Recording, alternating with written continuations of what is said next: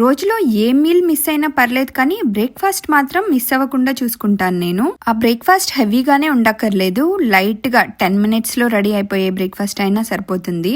10 minutes లో ఏ breakfast అవుతుందనే కదా అవకాడో టోస్ట్ అండి. ఇది ఒక 10 నిమిషాల టైం ఉంటే చాలు, చాలా క్విక్గా అయిపోతుంది. ముందుగా ఒక చిన్న రోల్లో పచ్చిమిరపకాయలు, కొత్తిమీర, ఉప్పు వేసి మెత్తగా పేస్ట్ చేసుకొని అవకాడోని ఇలాగా స్కూప్ చేసేసి దానిలో యాడ్ చేసేసుకోవడమే.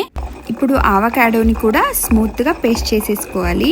మీకు నచ్చుతుంది అనుకుంటే రా టొమాటో ఇంకా ఆనియన్స్ని చాప్ చేసి యాడ్ చేసుకోవచ్చు.